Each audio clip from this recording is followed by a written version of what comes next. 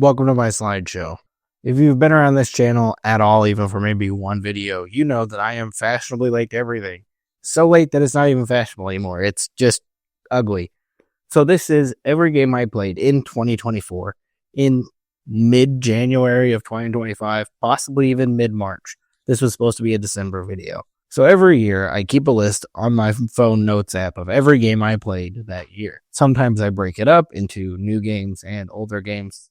This year, I decided to just smush everything I played together into one list. I do this for a few reasons, just to look back and see what games I played that year and remember some that I forgot about by the end of it. The other reason I do this is because I've kind of wanted to create a video like this for a while. I did a Game Awards video a few years back, and I think this is kind of the format that will best achieve what I'm looking for. So I'm just going to give you a mini review of every single game I played this year. But I do have some rules for it, so we'll do that, and then we'll get into the games. Rule 1. I won't be covering any game that I have already played before. So if I return to a game I've already played, it won't be on this list. Unless I played very little of it the first time, making this the real first playthrough of the game. For example, I played Resident Evil 0, 4, and 5 this year. Those are not going to be on this list. Rule number 2 is the only rule that can break the first rule on this list, and that is a major live service update. And that's because one of those is on this list, and is why my list is rather small this year. 2024 was kind of a weird year for me in gaming. I try to do my best to play every major release that kind of interests me. This year that didn't happen, and my list was a lot smaller than I thought it would be when I got to the end of the year. That's because I spent a whole bunch of time on 2 specific games this year, and a lot of time outside of games. So we'll get to that when those games come up. And then we'll round this thing out with a couple of games I'm looking to play this year. So let's get on to every game I played in 2024. First up is Thristy Suitors. I thought this was an Annapurna game, and then I Googled it, and it is an Annapurna game, but now it's being ported to Android and iOS, published by Netflix. So that's an interesting wrinkle I didn't have. Thristy Suitors is kind of an interesting indie game that caught my eye at the beginning of the year. Once again, if you've been around this channel for a while, you know I'm kind of a nut for Annapurna games. They're weird, they're artsy, they tickle something in my brain that makes me really excited. Thristy Suitors did that same thing that they all do. I saw a trailer or a little gameplay clip of it, and I had to go check it out. It's kind of the story of Scott Pilgrim, but instead of facing your girlfriend's exes, you're facing your own exes. And that is all done through turn-based battles and dialogue selection. But the thing that caught my eye about Thristy Suitors is that in between those sections, you're free-roaming this little city, and you're also skateboarding and doing skateboard missions. It's a very interesting game that's a lot of things kind of crammed together. I can't say that everything is executed perfectly. I didn't finish it, but what I did play, I really enjoyed. If you're an Annapurna fan, I would recommend it. If you're one of those people that is not into those kind of artsy games, it may not be for you. Next up, I rolled into the finals. I played a lot of this with a friend. Shout out to Zach. This is a free-to-play shooter that I think came out this year. It kind of changes up the vibes of your average free-to-play shooter. The basis of it is shooting people to collect money, and then you take their money to a bank, and that's how you get points. It's a 3-on-3 first-person shooter. I had a lot of fun playing it for a month or two with a friend, but then it quickly fizzled out, and I never went back to it. It's not that the game got bad. I just lost interest in it and moved on to something else. And I think the finals is still going strong now. I haven't checked player counts or anything, but I haven't seen anything bad about it. If you're looking for something a little different in the FPS genre, the finals is not a bad choice, especially because it's free to play. I don't think this one's legal, but I was really into it for a while. Power World is what I left finals for. It's bizarre, to say the least. Power World is a game that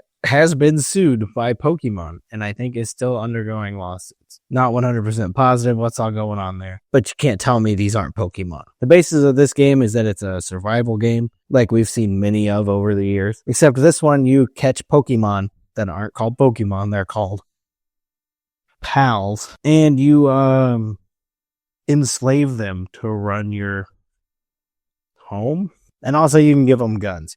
It was a wild game, but I got way too deep into it. This wasn't like an achievement completion, but I was pretty far into it and headed that direction. I think I only had 2 left. I had put maybe a month into this game. I was in way deeper than I should have been, and I'm glad I got out, and I'm never going back. But would I recommend Pal World? Yeah, I think you should play it while it's still legal, because at some point, somebody's going to take that thing down. We should all be surprised that it's lasted this long. Yeah, I played it.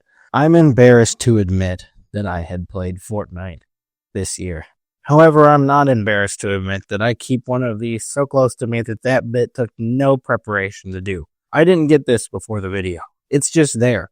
I just keep it there under the couch, ready to go at any moment. And that is why I played Fortnite for Fortnite Festival main stage. And that's why I put it under that. Over this year, Fortnite has been stealing every kind of game they can make. They made a Lego game.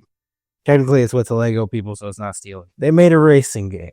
They made a Guitar Hero game with Harmonix. And that's why I had to jump into it, because this essentially is Rock Band 5, 6, whichever Rock Band we're on. And I'm not going to lie to you.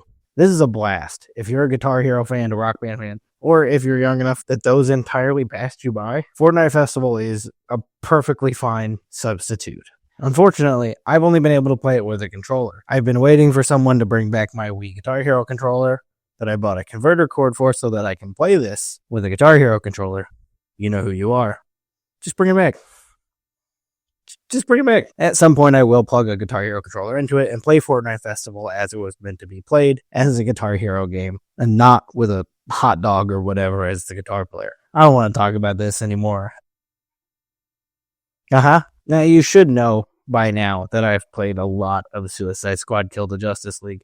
Enough that I have made 2 videos about it. And in those, I cover a lot. There's a lot of things I have to say on it. And yes, there is another video cooking for July of this year for my yearly live service check-in. But the short review I can give you here, unless you want to go watch one of those videos, is that this game isn't as bad as everyone says it is. There's actually quite a bit of good story in it if you play through the story mode. The gameplay is more repetitive than working an assembly line. It just loses its luster after 15 to 20 minutes. I've played upwards of 80 hours of this game. I'm not recommending that for anyone. I am recommending that you get into it and you play through the story. You do not have to complete every battle pass. You do not have to complete all the DLCs.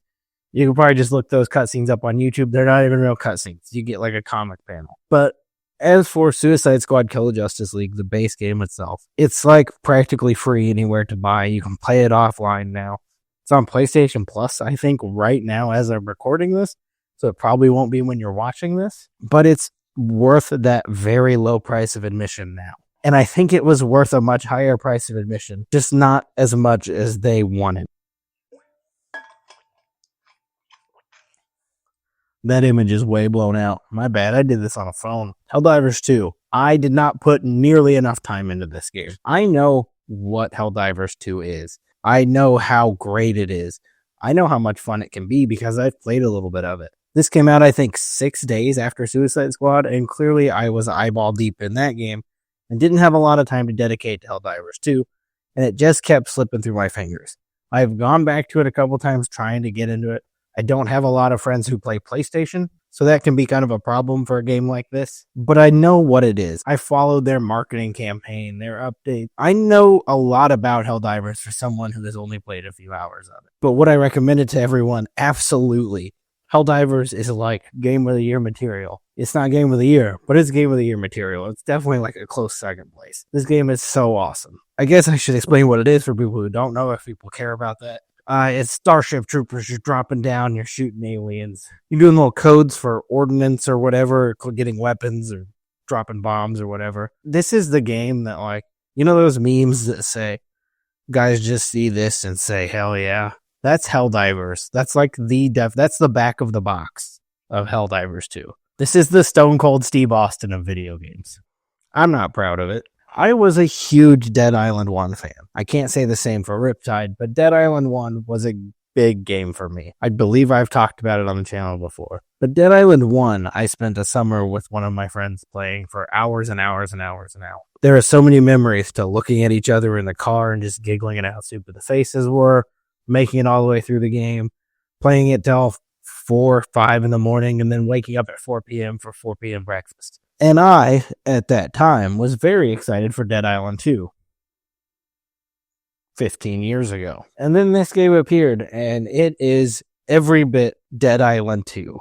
It feels like a 360 era game on the current gen hardware. It feels very out of place, and that's kind of a thing I want. I love a game from that era or that feels like that era, but something about this just didn't hook me. I think it was a mood thing. I wasn't ready for it, but I wasn't in the right headspace, and it may be something I go back to. I think about it kind of often. It pops in the back of my head that I should get back to it. And maybe one day I will. Or I won't. Who knows? There's a whole lot of games on this list. But would I recommend Dead Island 2? I think I keep saying Dead Rising and I'm not sure. That's an edit thing I'm going to figure out later. But would I recommend it? This game has a very specific audience, and it's people who really like Dead Island 1. Otherwise, I don't recommend it. Open Roads. That is another really grainy image. My bad again. Yeah, this is another Annapurna joint. Like I said, I love these Annapurna artsy games. This game has like a drawn animation, like slow stills with voiceover in the back of it, telling a story of a mother and daughter on a road trip, and it unravels into this bigger thing. You play the sections of packing up to leave the house and then through each like stop from the road trip, while the story takes place mostly in the car on the way to, I believe you're moving in it. I played this entire game in a night. This was a easy achievement completion, as a lot of Annapurna games are, and that was the real goal in it. I had just heard it had a good story, so I jumped on it, and it was a very good story. But if you're like a big gameplay person, this ain't it for you. I would only recommend this to people who, once again, are really into those weird artsy experiences like I am. So if that's you, then Open Roads, yeah, is another one for you. But if not, if you're not an Annapurna person, this ain't it. That is so dark. You can't even see what that is.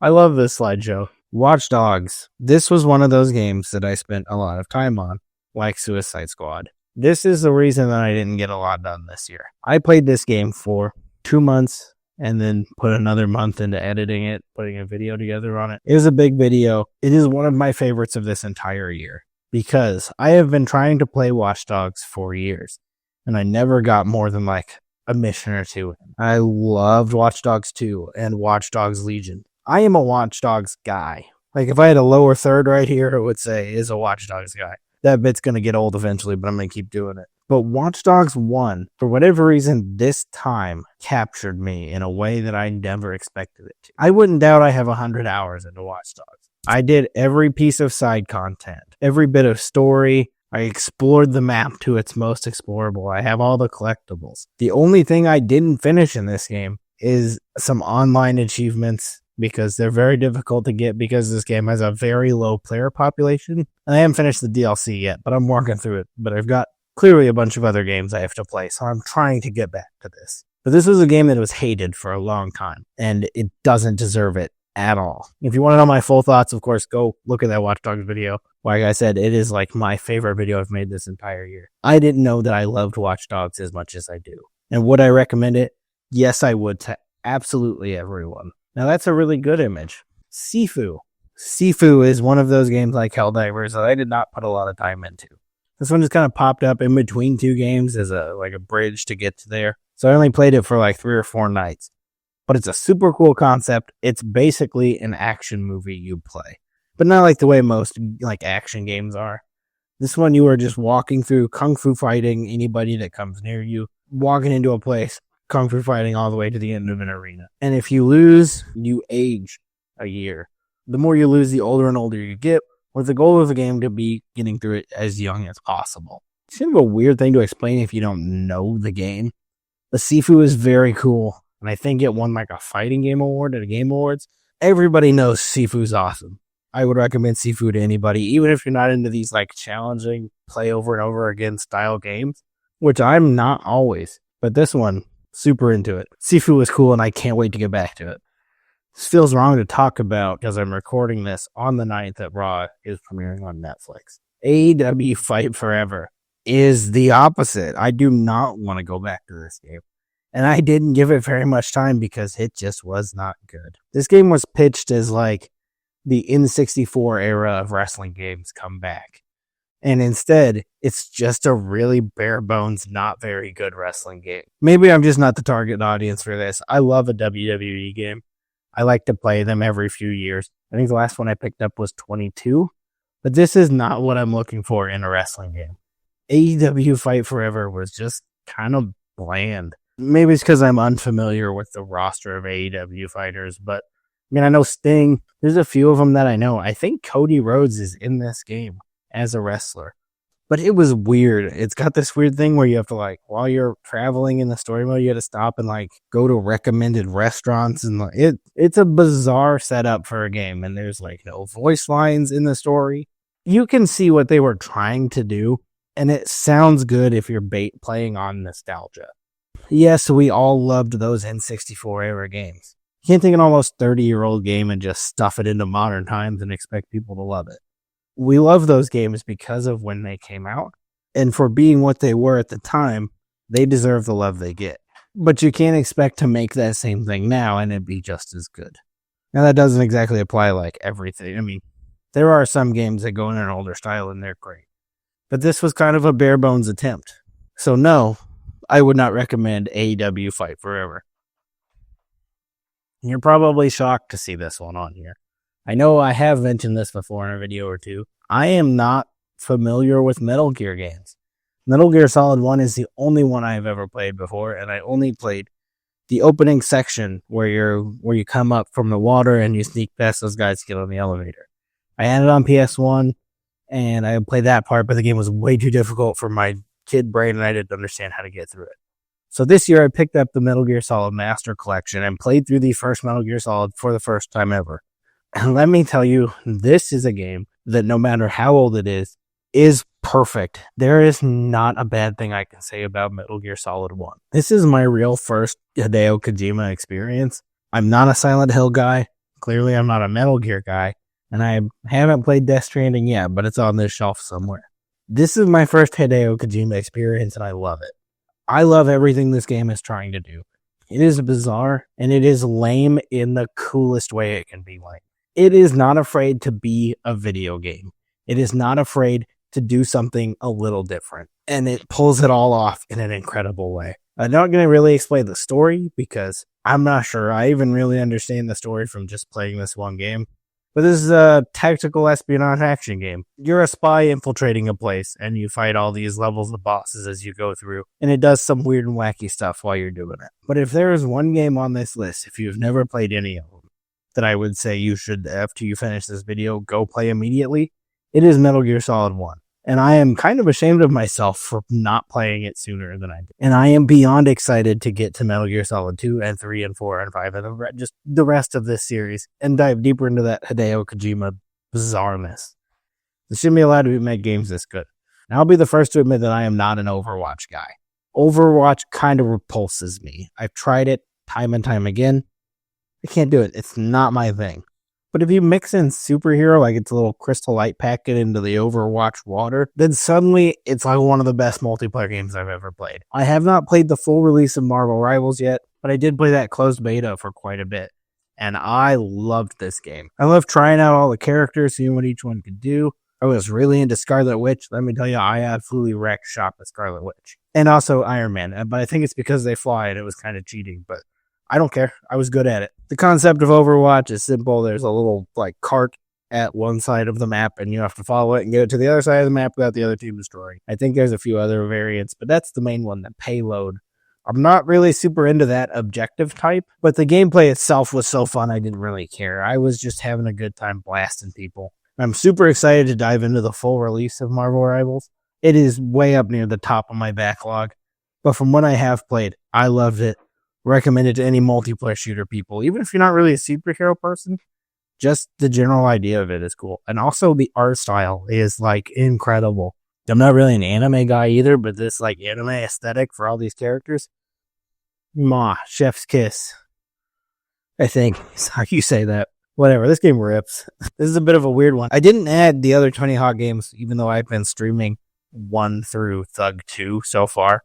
But that started because I played ReTHAWed. ReTHAWed is a mod for Tony Hawk's American Wasteland, kind of like Thug Pro. If you've been a Tony Hawk fan and on the internet, you've probably heard of Thug Pro. ReTHAWed is very similar.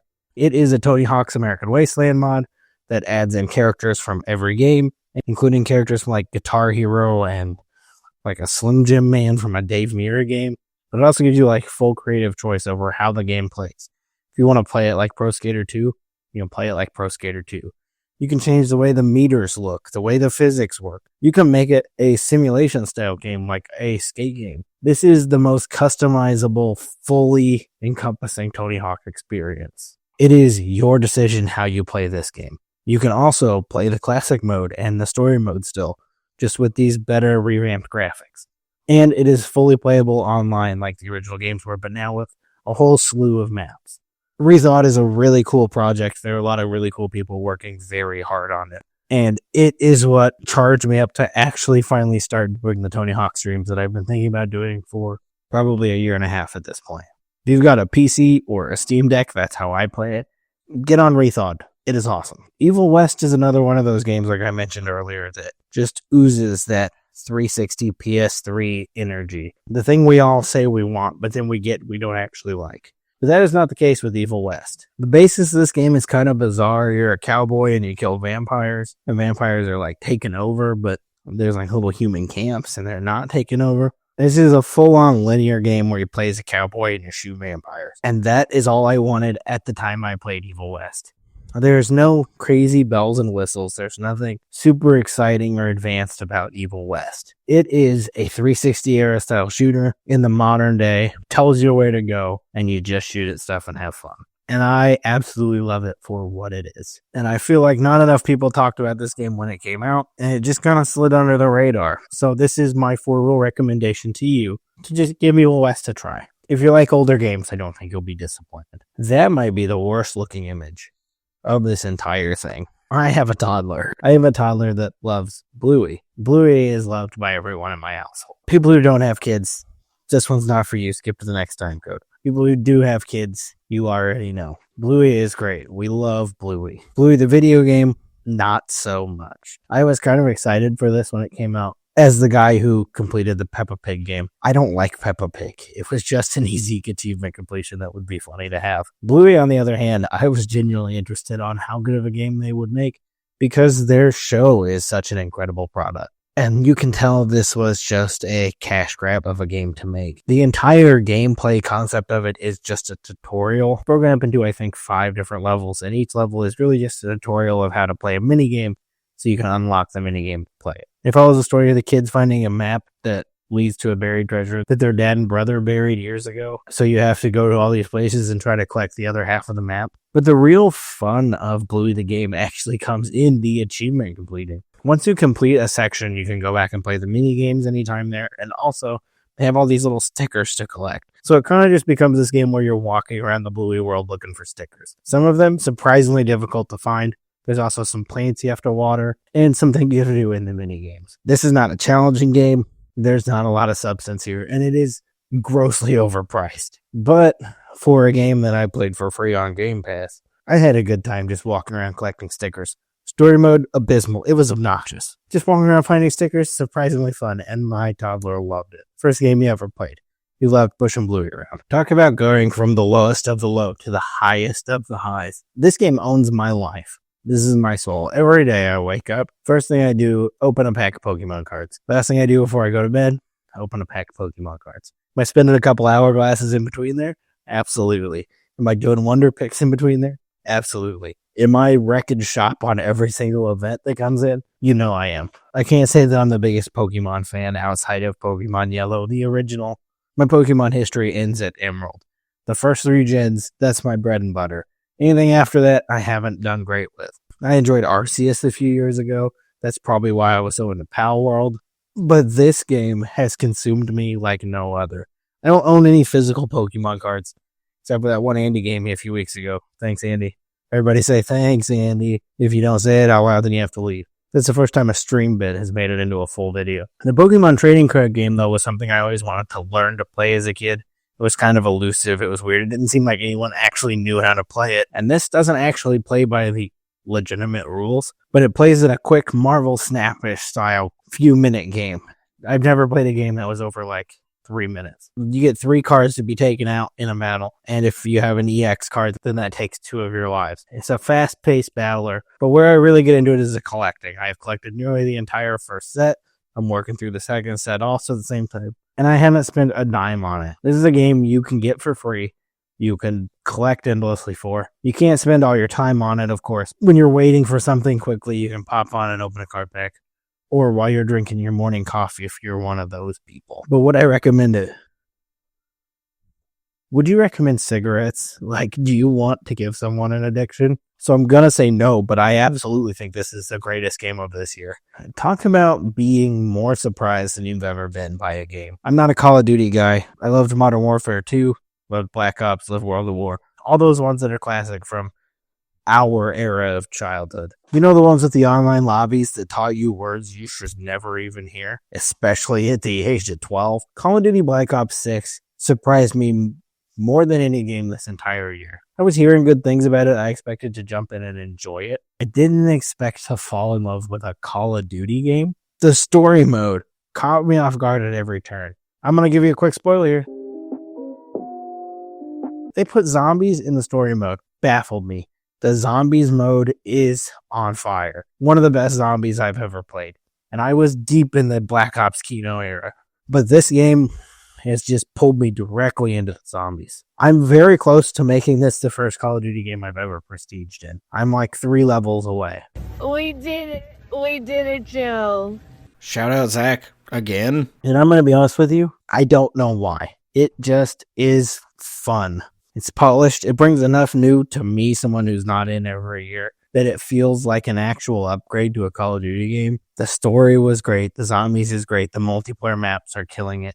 Nuketown's back, and it's still a spawn-flipping mess. But there's maps like Stakeout. There's like this apartment map that's super fun. There's cool game types coming out like every week. There's some weird AI stuff going on that kind of brings this down for me, and it's kind of upsetting that they made such a good game. They're just going to push some AI garbage into their store to try to make a quick buck off of you. But what else do you expect from Activision and Call of Duty? But I certainly didn't expect this. And I'll continue to praise Black Ops 6 until they make it entirely AI and it sucks. But at the moment, I love this. I don't know if there has ever been a Game of the Year winner that has been more deserving of Game of the Year than Astro Bot. Astro Bot is the most video game a video game can be. I don't know how else to explain it. It is video game the video game. Astro Bot is new and innovative and also pays so much respect to every game that PlayStation has ever made. This is a game that loves games. It is made by people that love games, and it oozes a love of games. It's a platformer where you play as a little robot and you go and collect to save little robots, and then you fight little alien bosses or little robot bosses. It is so creative. Every level, there's something new. You play one level where you have this like chicken that makes you fly up in the air, and the next one you have a bulldog that makes you go forward. And then they entirely change the script where you have spring arms, like that game. What was that game called? Punch? I don't remember what it's called. Arms. Nobody cares enough to remember arms. And then the next level, you're a sponge and you soak up water. It is just one new thing after the next, after the next. The soundtrack is killer. The innovation is killer. Astro Bot is everything I would want from an Astro Bot game. I bought my PS5 to play Astro's Playroom because I heard such great things about a pack-in tech demo, and this game just elevated that by 10,000. This is Game of the Year, and it deserves Game of the Year. And I will miss Sackboy forever, but clearly we have to let the better of the two rise up. And that is the last game I played. I just finished Astro Bot 2 nights ago, which technically I finished in January, but it started in December, so it counts. So I have a few backlog additions, though, that I would like to get to. These are games I would like to play this year that will probably end up on next year's video. For the quick rundown, Indiana Jones and the Great Circle. This is like getting 9s everywhere. I don't know if I've explained that I'm not the biggest first-person shooter guy yet. I don't know, let you know a little secret. I've already started Indiana Jones. I'm about 4 to 5 hours in, but I won't tell you how I feel about it. What I can say is that I'm definitely going to talk about it next year because of the 4 to 5 hours. I have a lot to say. So subscribe and wait an entire year and possibly like 3 months for a video where I talk about this. Maybe I'll just make a whole video on it. I got a lot to say. Next is Balatro. Not a poker guy, but clearly I love card games with Marvel Snap and Pokemon TCG trading card games. This game's everywhere. It's made by one guy. It got a Game of the Year nomination. It came out of nowhere. Everybody loves Balatro, so I feel like I have to try it. And it's pretty easily accessible. You can get on like Apple Arcade, and you can get codes for that from Best Buy for free. You just go on there and say add to cart, and they give you free Apple Arcade. I do it all the time. Slack for you, unless they change it. And that's just completely false information I gave you. Either way, this one's on the list. I cannot let it pass by because everyone says such great things about it. Dead Rising Deluxe Remaster. This one I didn't pick up at launch because I was waiting for the physical release, and then I got distracted by something else because they decided to release this digitally before they released it physically. I agree. That's a really stupid idea. Stop doing that. Remedy. I'm a mega Dead Rising fan. I'm a mega most Capcom things fan anyways. Dead Rising 2 is up there in the top 10 or so games of all time for me. And Dead Rising 1 I share a lot of love for. It's a 360 launch title. It is from the era of games that make my gears turn up here. And this looked like a really good remaster. The RE engine can do incredible things. So I'm really excited to see what it can do for Dead Rising. I know people were weird about like some actor changes and the look of Frank and stuff. The original game is not going anywhere, so I'm not too upset that this is a little different. And I'm really excited to see what Dead Rising Remaster can bring for me. Promise you I'm not one of those guys. I did not have any desire to play Stellar Blade, but I played the demo earlier this year. I did like a YouTube short on it, you may have seen. And it really piqued my interest. I didn't expect to get what I got from it, and what I got from it was kind of some DMC Dark Souls-ish vibes. But since then, besides all the weeby stuff in here, I definitely want to give Stellar Blade a shot for the whole game and see how much more I fall in love with the combat and gameplay of it. Just gonna have to like put like a blurry sticker on the screen when they go up a ladder. Now, I told you earlier I'm not a Kojima guy. I know I am the Resident Evil guy. I've never touched a Silent Hill game. I know a lot about them. I've seen a lot about Silent Hill games, but I have never touched a single one. Silent Hill 2 Remake looked pretty good. It reminded me of the RE2 remake from what I saw from it. And I don't really know if I am a Silent Hill guy, if I jive with that kind of horror. I don't love Resident Evil 2 because it's horror. Yes, I am a horror fan,